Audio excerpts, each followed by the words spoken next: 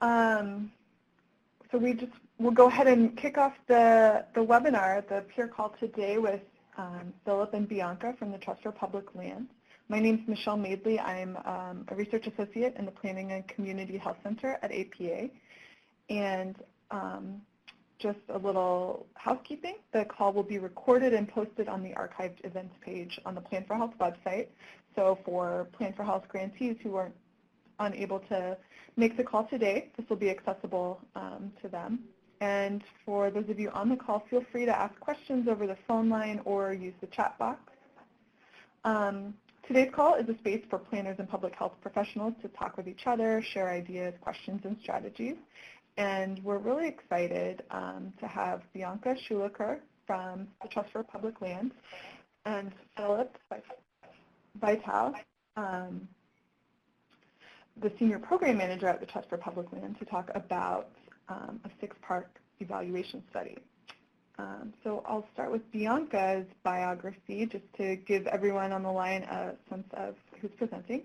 Bianca is the Federal Grants Program Manager at the Trust for Public Lands, a national nonprofit that works to create parks and protect lands for people, ensuring healthy, livable communities for generations to come. Previously, Shulaker worked with the Trust for Public Lands Planning, Research, and Evaluation team, and her work has focused on the intersection between the environment, both built and natural environments, sustainability, and health. She has a Master's of Planning degree from the University of Southern California and a BS in Environmental Science with minors in Environmental Engineering and Public Policy from the University of California in Los Angeles. Philip Vital Jr. is the Senior Program Manager, and he has more than 15 years of experience in landscape design and construction administration of public projects. Philip came to the Trust for Public Lands with a desire to work more deeply with communities to improve public health through the design and renovation of public spaces. While at the Trust for Public Lands, he has engaged communities through participatory design and overseen construction of playgrounds, community gardens, and park activations. He holds a BA in Urban Studies from San Francisco State University and a certificate in European and Comparative Studies from the University of Amsterdam in the Netherlands. So welcome, both of you, and I will let you take it from here. We're really excited to hear about this park renovation study. So thank you, Michelle. This is Bianca. Thank you, APA, APHA, and all of you for having us today. We're really excited to share this with you and plan to leave ample time at the end for any questions and discussion. So as Michelle mentioned, Philip and I work for the Trust for Public Land, which is a national nonprofit. And our Parks for People program focuses really on urban areas to work with communities to ensure that every urban American has access to an open space and green space within a 10-minute walk of their home.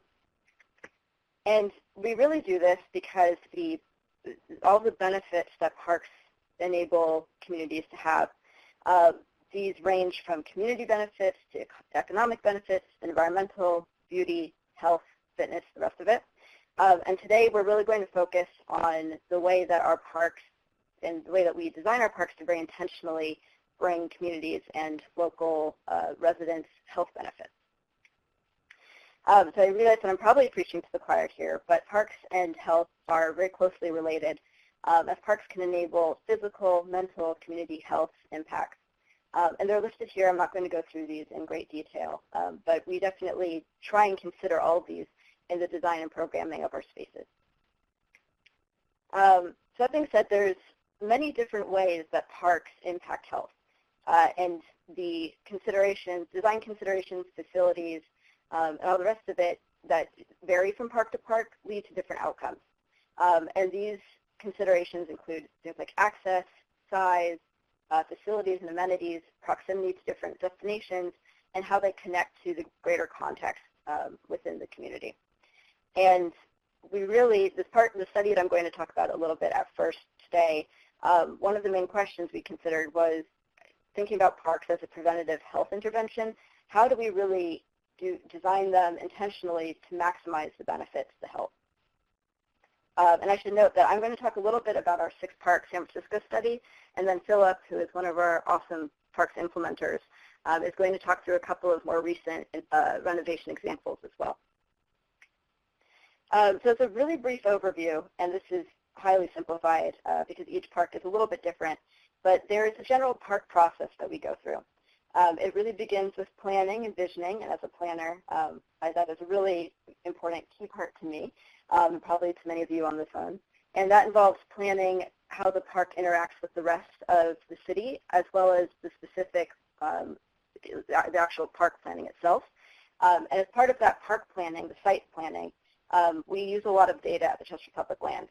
And that data comes from a couple of main sources. We use a lot of hard data from things like the health department, Parks and Rec, other departments within the city, and then also spend a lot of time with the community themselves, soliciting their input, what they want, how they envision their space looking, what they like to do, what amenities they need to support that activity.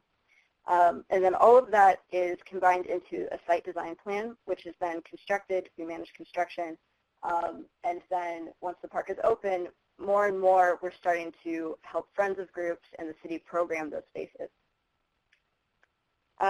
So this study that we're going to start with took place in San Francisco, and one of the key parts of the study was that it involved a very close partnership between the Chester Public Land, the RAND Corporation, we worked with Deb Cohen there, who's an amazing researcher, and the San Francisco Department of Public Health.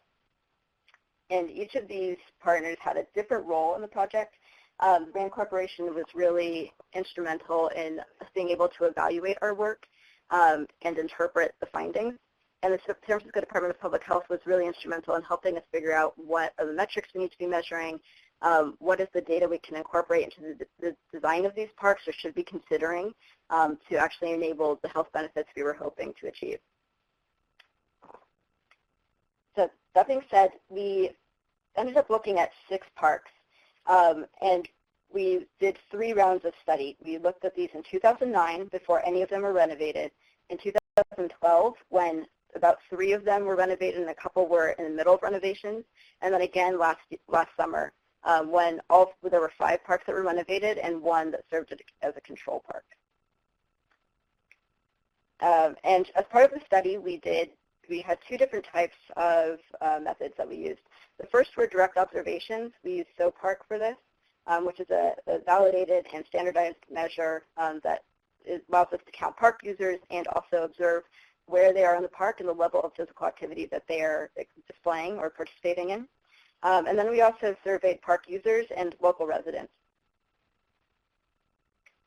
As I mentioned, we did this in 3 rounds. We began in May in all 3 years and tried to keep it pretty lined up so that we had comparable data. And I'm going to go through some of our findings. We are in the middle of analyzing our 2015 data and have found some really exciting things, which I'll give you a little bit of a sneak peek of today. Our first main finding was that the number of park users increased significantly after renovations. As you can see from these charts, the renovated parks had significant increase in users. And in many parks, that increase really came from youth and adults.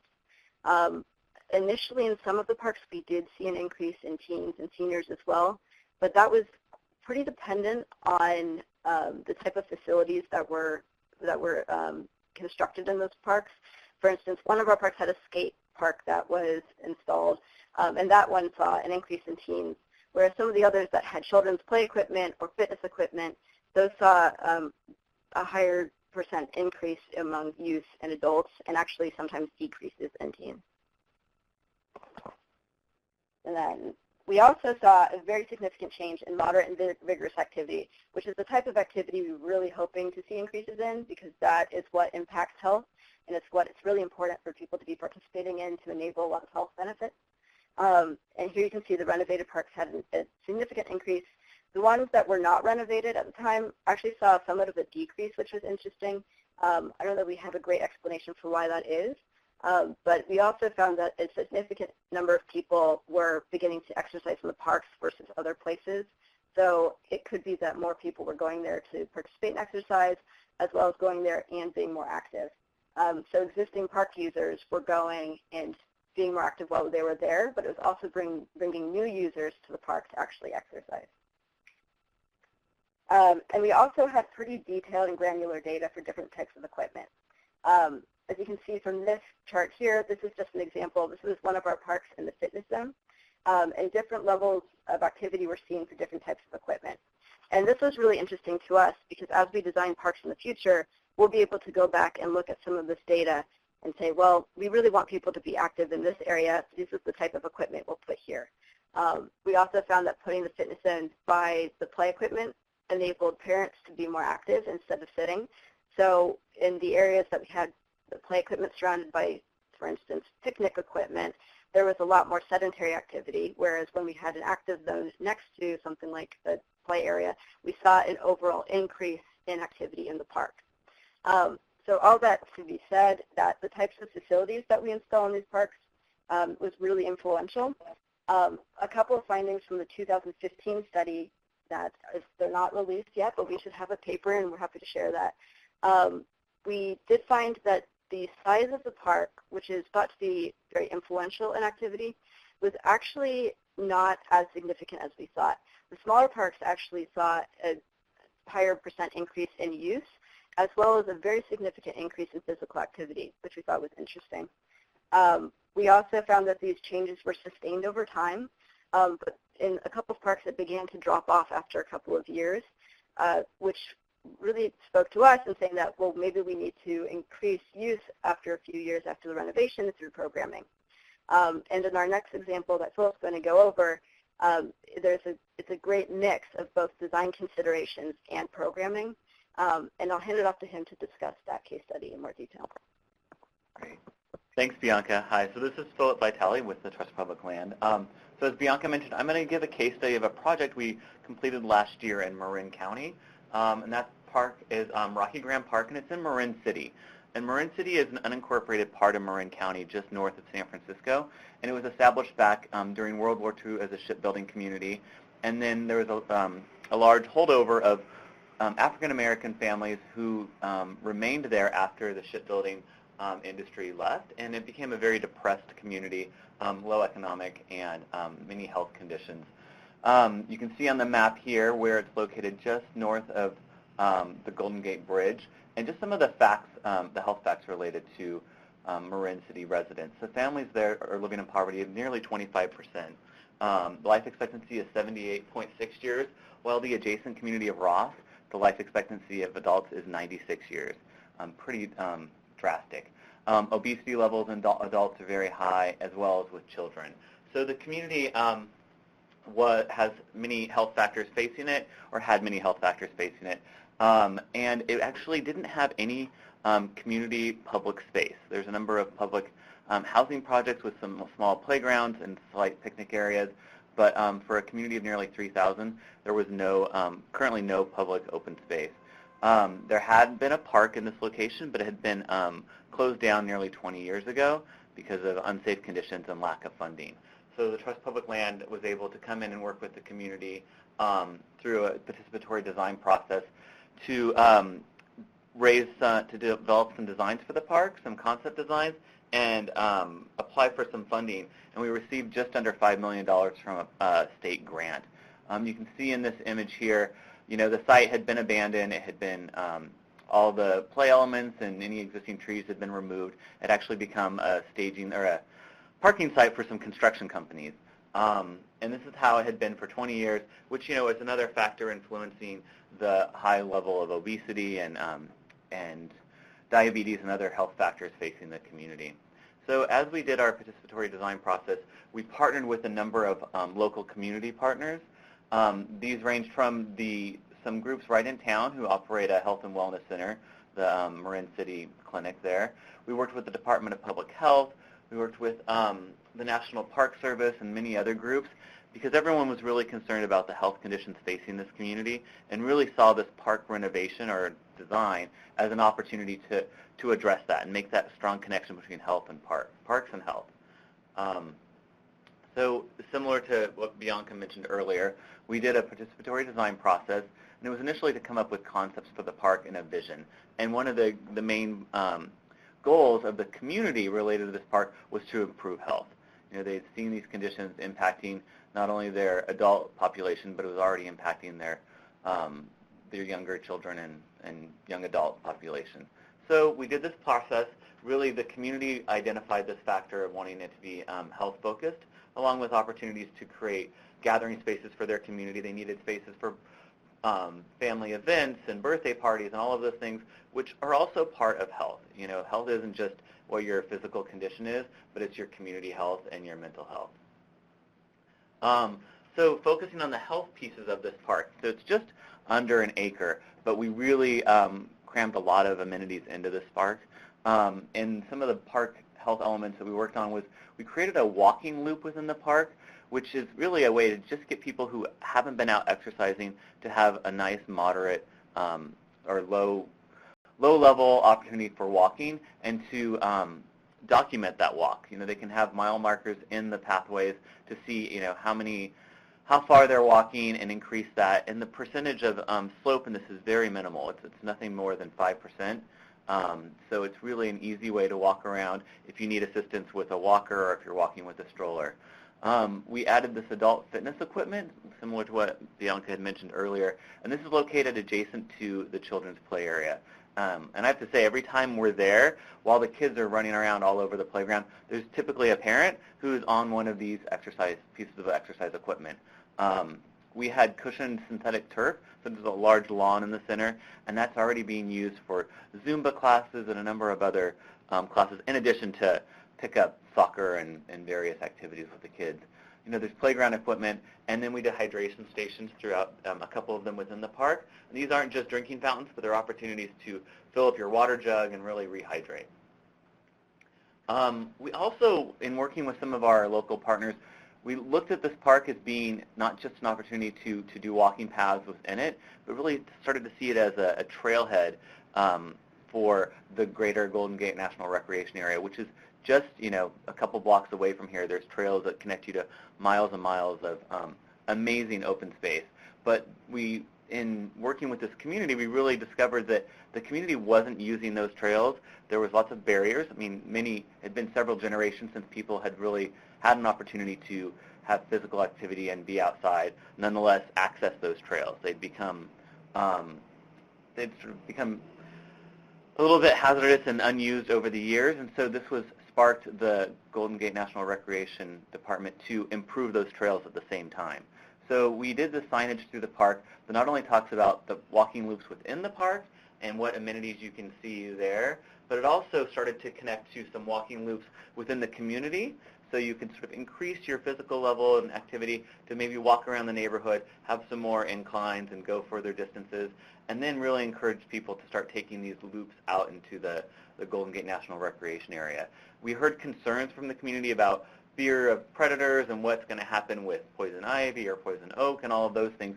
So we did signage to address that.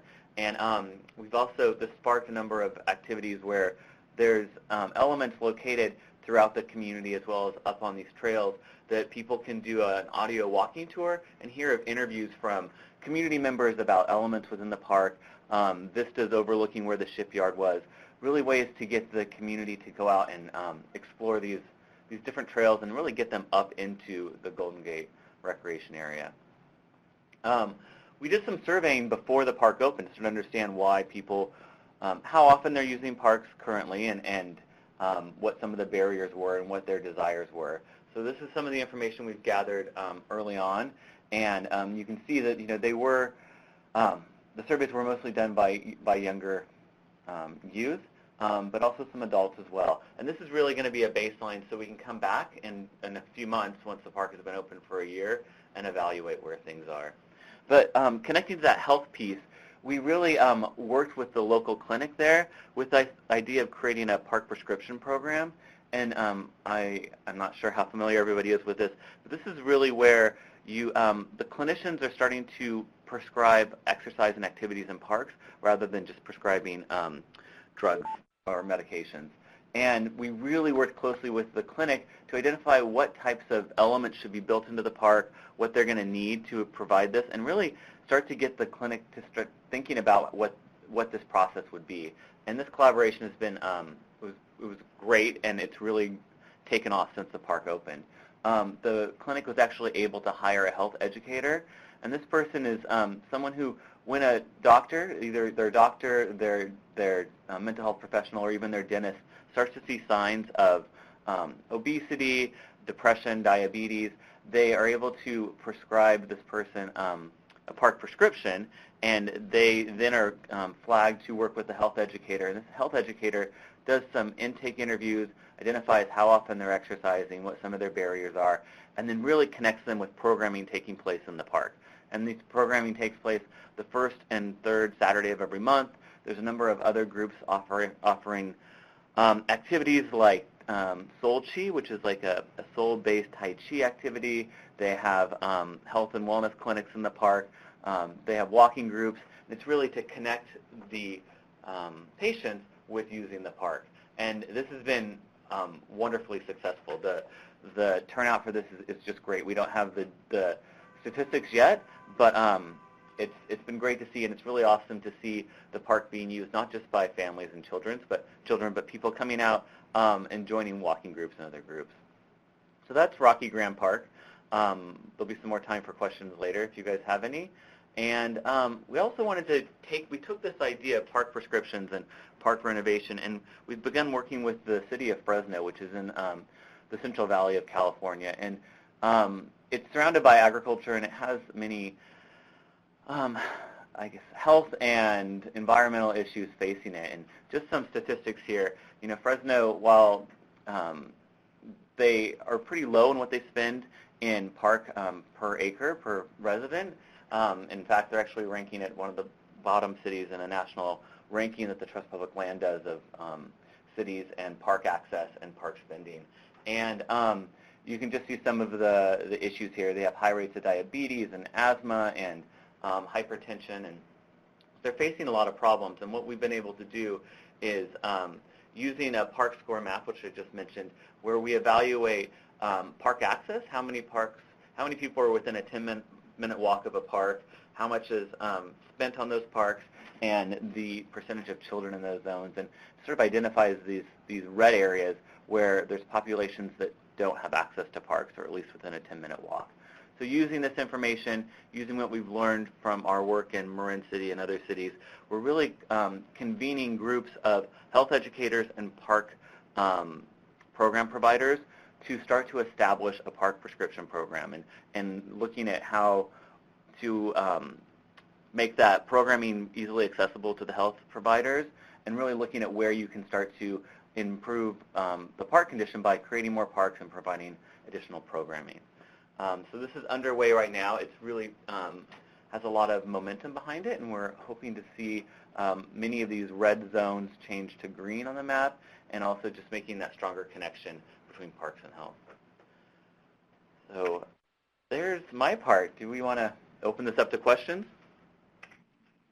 Yeah, thanks so much, Philip and Bianca. That is such good information, and I know that, I'm just so impressed with the layering of the built environment changes within the park, around the park, and then the incorporation of health-focused programming, especially in the Marin City example. So if people on the line want to chat in questions, feel free, but also if you just want to speak into the phone, you're welcome to ask questions that way. People are not automatically muted, so if anyone's on the line wants to ask a question. But while people are thinking about it, I was wondering if you could both, maybe talk about building these coalitions to implement this kind of big, impactful change. And that one slide where you showed all the different organizations that were coming together in Marin City, it seems like that's really the cornerstone of developing a sustainable program. But then when you think about evaluating and kind of the long-term accountability for all these organizations, could you talk about any strategies for success around that? Sure. I'll take a first stab at it, Bianca, if you'd like. So with Marin, I think there's two ways that we've seen this coalition building. For Marin City, the opportunity to renovate the park was really the catalyst to bring these groups together, knowing that they were going to have a change in the community, a physical change that people could gather around and take part in not only the process, but then to establish how that park was going to be used and to really set up the stewardship plan. And in that case, we not only created a community advisory committee of local residents and service providers, but really we reached out to that broader community, and really that was around this park renovation as a catalyst. And we did have some really great help from the Institute at the Golden Gate, who is a key player in rolling out park prescriptions, and they really helped this group to see the opportunities of a program like that, and to help not only educate the community around those connections between parks and health. And then for Fresno, this is an opportunity to use these examples that we've done, and many people understand inherently that there's health benefits of parks, but starting to provide that data and show examples of how it's been done, I think those are the two ways that we've been approaching that. Yeah, and this, Bianca, just to add, I think that was a perfect answer, Phil. For us, on kind of a broader level, I mean, in California and San Francisco in particular, we had very willing partners. The health department got it, the parks department got it, but in places where maybe there isn't as much buy-in yet, we do find that having the data and being able to reframe these issues in ways that speak best to your partners is really important. So just having a range of kind of talking points that speak about this work in a range of ways is important. We also try and find funding and make sure, obviously at the end of the day, funding is always a big consideration for our partners. And going after some non-traditional sources is kind of a way that we are going beyond just looking at the health community to fund this work and trying to do it more creatively. So I'll just add to Phil's answer, which I thought was kind of covered everything. I want to chime in once more on that. I think one of the things that we're seeing a lot is by having these examples, these communities from the health side as well as from the park programming side, they come in with this concern that it's unmanageable. This is such a big thing to try to take on. But by providing these examples of these incremental pieces that different cities and agencies are doing, I think people see it as more something that they can take on. And also hearing from groups who are doing this, who are already operating these park prescription programs or doing similar programming, what their experiences have been, what their lessons have been learned. So really sharing that information has been helpful. Yeah, and to connect it back, I think the work that APA and APHA and also partners in the Plan4Health program, what you're doing to embed health into planning more generally is really important overall to the field. We find that with like creative placemaking in parks and all the rest of it, once you begin to get practitioners to think about it as just another component and a very regular component of their work, that's when this just seems to happen more naturally, and where we see these parks being designed with a broader range of partners that keep them successful over time. Yeah, that's great input. And I'm sure that this research, as you're talking about engaging with the community, this research, statistical research, could be a really key way to communicate with decision makers and especially funders, which is something you mentioned. Could you talk a little bit more about some of these non-traditional funding sources you alluded to, Bianca? Sure. One of my favorite examples is kind of the work that we've been able to do that's been funded by the National Endowment of the Arts. And that's a funder that we might not think would be interested in health interventions.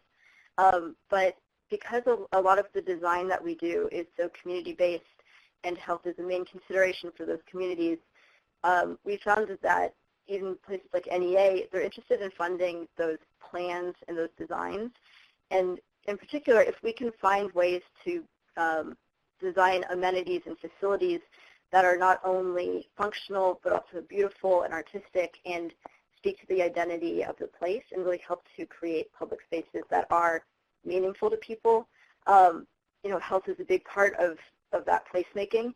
So that's a non-traditional funder that we've now received several grants from to do park designs and park implementation, and are thinking about ways to kind of use more art funding to do like connectivity interventions, so like safe routes to parks, looking at ways to fund some of those interventions through creative placemaking, as well as doing like the creative fitness equipment.